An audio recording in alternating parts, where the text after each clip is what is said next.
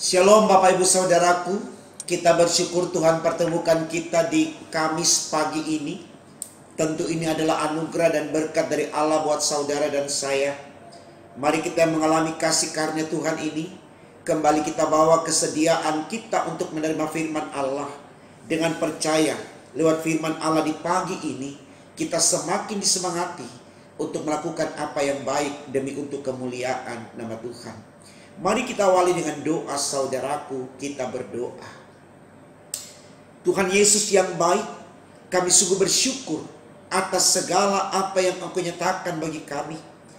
Hadir-Mu memberikan kami kekuatan dan semangat untuk mampu melakukan apapun, karena kami tahu Engkaulah kekuatan kami. Lewat berkat-Mu yang selalu menyertai kami, maka di dalamnya tidak ada hal yang tidak mungkin. Semua menjadi mungkin sepanjang kami lakukan dengan iman. Karena itu ya Allah di sorga, berfirmanlah untuk kami di pagi ini, karena kami sedia mendengarkannya. Demi Yesus Tuhan kami. Amin. Saudaraku, bacaan Alkitab kita di Kamis pagi ini terdapat dari kitab Nehemia 4 ayat 7 hingga 9. Bagian Alkitab ini dibacakan demikian. Ketika Sambalat dan Tobia serta orang Arab dan orang Amon dan orang Asdod mendengar bahwa pekerjaan perbaikan tembok Yerusalem maju dan bahwa lubang-lubang tembok mulai tertutup, maka sangat marahlah mereka. Mereka semua mengadakan persepakatan bersama untuk memerangi Yerusalem dan mengadakan kekacauan di sana.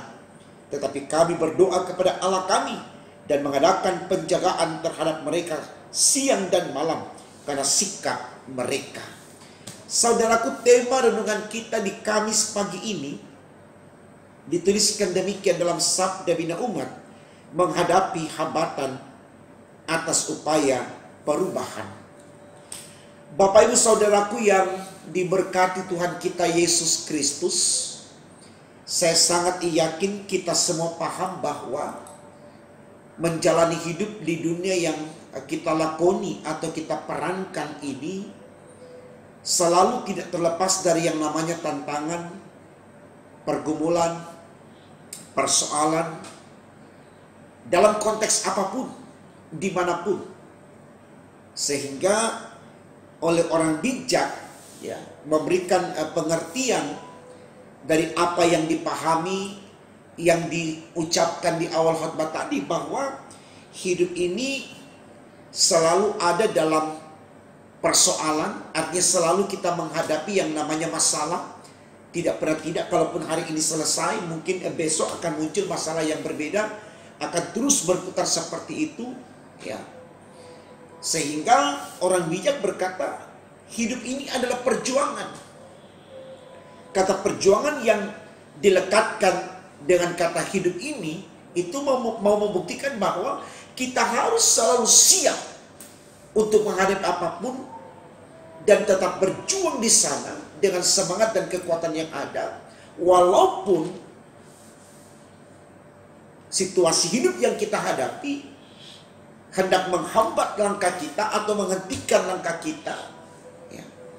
Tapi di sana kemudian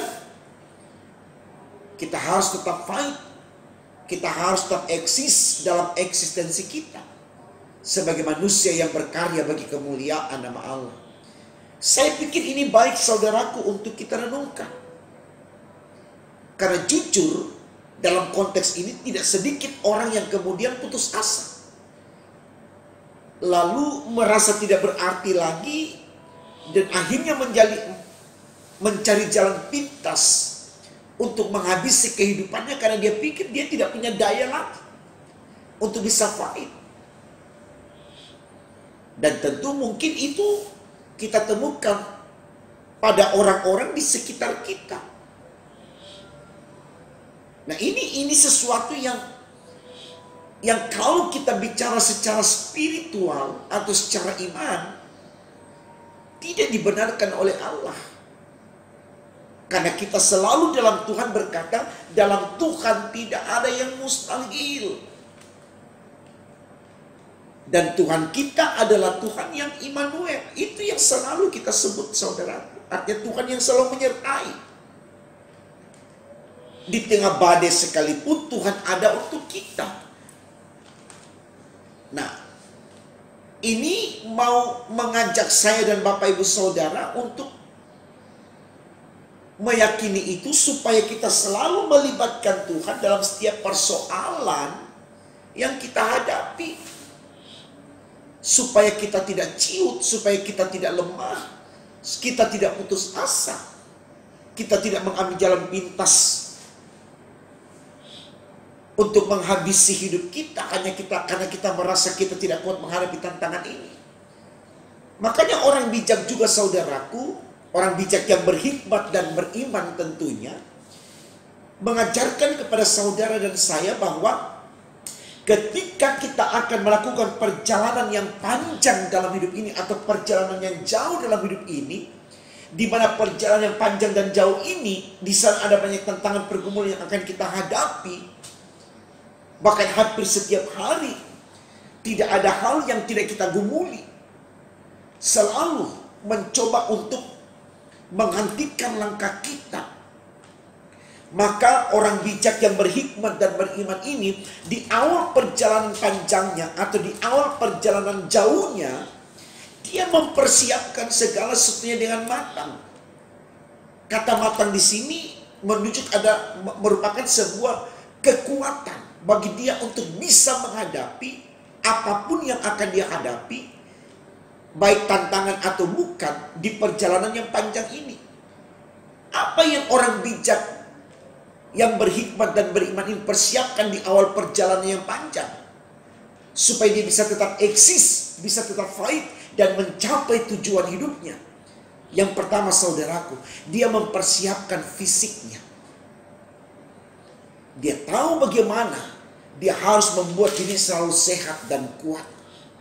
Ini penting, karena kita tahu di perjalanan panjang kita ini mungkin kita bisa sakit. Tapi ketika kita sudah mengenal diri kita, di mana sisi lemahnya tubuh kita, kalau kena debu cepat kena flu, maka kita mempersiapkan obat flu, supaya ketika kita kena debu, karena dalam hidup ini pasti ada debu, kita flu, kita minum obat flu supaya cepat sembuh. Bukan kita panik, kenapa saya flu, kenapa saya demam, kenapa saya begini-begini. Tidak, kita sudah prepare semuanya. Selain fisik, dia persiapkan mentalnya, moralnya. Mental dan moralnya ini baik sekali, saudara, untuk dipersiapkan. Kenapa? Karena di perjalanan panjang ini tidak sedikit bujuk rayu, godaan yang terus menyerang kita, menerpa hidup kita, supaya kita terbius, ternyabubukkan, ikut dalam permainan yang salah, tidak memiliki mental moral yang baik. Jadi yang kedua ini baik sekali untuk kita tahu bagaimana kita mempersiapkan mental dan moral kita, supaya ketika ada berbagai macam bujuk rayu di perjalanan panjang ini untuk menarik kita dalam kecurangan, dalam kejahatan, kita menolaknya. Karena kita tahu itu awal dari kehancuran. Tidak ada orang yang jahat, tidak ada orang yang membelokkan kebenaran lalu diberikan keleluasaan oleh Allah untuk mendapatkan apa yang baik. Tidak, saudara. Yang ketiga, orang bijak ini yang berhikmat dan beriman mempersiapkan kekuatan intelektual. Dia harus pintar. Dan saudaraku, mari kita catat, pintar tidak selamanya kita dapatkan lewat proses akademik. Ya. Dari PAUD sampai ke perguruan tinggi, sampai S3 dan seterusnya. Tapi pintar juga di sini, saudaraku, ketika kita mampu memanage pengetahuan kita lewat pertemanan, pergaulan, persahabatan, lewat realitas hidup, ya, di mana kita berada. Kalau kita mau belajar di sana, kita akan tahu bagaimana supaya kita tidak dibodohi, kita tidak ditipu, kita tidak dipermainkan. Ini baik sekali. Karena terlalu banyak dalam hidup ini orang yang pintar untuk membodohi orang. Nah, kalau kita tidak pintar dan kita dibodohi, kita terjebak dalam sebuah pembodohan yang mematikan langkah kita untuk berkarya. Dan yang keempat, saudaraku, Orang bijak yang berhikmat dan beriman ini mempersiapkan kekuatan spiritualnya, kekuatan imannya. Kenapa? Karena dia tahu ada banyak orang di dunia ini yang ingin menjadi Tuhan untuk sesamanya. Tapi kalau setiap kita mempersiapkan iman kita, kita hanya tahu kita punya satu Tuhan, yaitu Yesus Kristus. Sehingga siapapun yang datang atas nama Tuhan untuk membodohi kita, menjebak kita, kita tidak terjebak. Kita hanya tetap berkiblat kepada Tuhan kita yang esa, yang satu, yang berkuasa, yaitu Tuhan dan Juru Selamat kita. Ini baik, saudara. Dan orang-orang Israel dalam bacaan kita mulai prepare dirinya untuk memiliki semua yang disebutkan itu tadi. Ketika Tobia dengan Sanbalat begitu gencar dengan pikirannya yang licik-picik, dengan mental moralnya yang jahat, yang berusaha untuk menghentikan langkah orang-orang Israel yang mau membangun kembali kotanya, yang di dalamnya juga ada bait Allah. Di sini orang-orang Israel, saudaraku, mari kita lihat dalam ayatnya yang ke-9 katakan begini. Tetapi kami berdoa kepada Allah kami dan mengadakan penjagaan terhadap mereka siang dan malam karena sikap mereka. Kalau kita punya iman, kita selalu mengandalkan Tuhan. Tuhan berikan hikmat kepada kita. Hikmat ini yaitu pengetahuan, membuat kita tidak bodoh. Orang Israel, karena mereka andalkan Tuhan, Tuhan kasih hikmat. Apa yang mereka lakukan? Mereka tahu bagaimana mengalahkan Tobia dan Sanbalat ini. Mereka berjaga-jaga. Mereka tidak tidur. Mereka tidak membawa diri mereka kepada kemalasan. Tidak. Mereka sudah dibuat tahu bagaimana menyatakan strategi untuk mengalahkan orang-orang yang jahat ini. Karena mereka punya iman. Jadi kekuatan dasarnya adalah iman. Kalau kita punya iman, saudara, pasti kita tahu bagaimana mengatasi orang yang jahat. Karena iman membawa kita kepada Allah, dan Allah berpihak kepada kita. Firman Tuhan katakan, kalau engkau di pihak Allah, siapa lawanmu? Tidak akan ada. Ini baik, saudaraku, untuk kita renungkan. Karena di masa-masa sekarang ini tidak sedikit orang yang mencoba untuk menjatuhkan kita. Tidak sedikit orang yang terus merancangkan kejahatan kepada kita. Jangan berhenti untuk menyembah Allah. Jangan berhenti untuk berdoa kepada Allah. Jangan berhenti untuk meminta penyertaan Allah. Dalam Allah lah kita bisa mengalahkan semuanya. Jangan merasa kuat. Jangan merasa pintar. Jangan merasa kita hebat di dalam menghadapi semua tantangan yang ada. Tetap merendah di hadapan Allah. Tetap menyembah Allah. Mengagungkan Allah seperti orang-orang Yahudi, orang-orang Israel. Mereka tetap melihat Allah sebagai yang menuntun, yang menyertai, memberkati. Sehingga mereka bisa menyelesaikan pembangunan tembok itu. Kita lihat dalam ayatnya yang ke-7, 8 dikatakan, ketika Sanbalat dan Tobia serta orang Arab dan orang Amon dan orang Asdod mendengar bahwa pekerjaan perbaikan tembok Yerusalem maju dan bahwa lubang-lubang tembok mulai tertutup, maka sangat marahlah mereka. Mereka semua mengadakan persepakatan bersama untuk memerangi Yerusalem dan mengadakan kekacauan di sana. Ketika mereka dengar orang Israel telah menyelesaikan semua pekerjaannya, saudaraku, mereka punya rancangan yang baru lagi. Ingin membuat kacau di Yerusalem.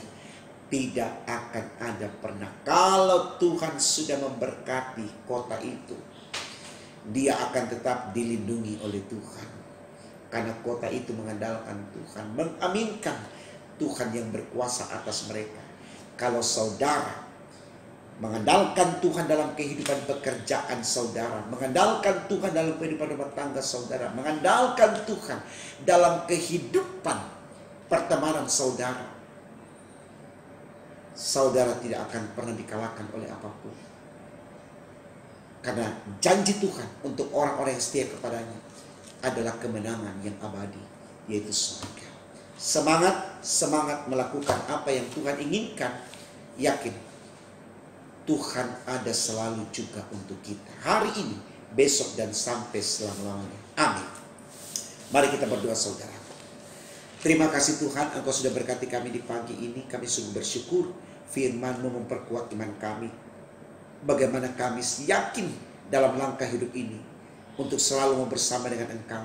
Karena Engkau adalah kekuatan kami, Engkau andalan kami, Engkau kebanggaan kami, Engkau jawaban dari semua harapan dan cita hidup kami. Jangan biarkan kami meninggalkan Engkau Tuhan. Bahkan ketika kami ingin meninggalkan Engkau, mari Tuhan, Engkau datang merangkul kami agar kami tetap ada di jalan-Mu, seturut dengan kehendak-Mu demi untuk kemuliaan Tuhan.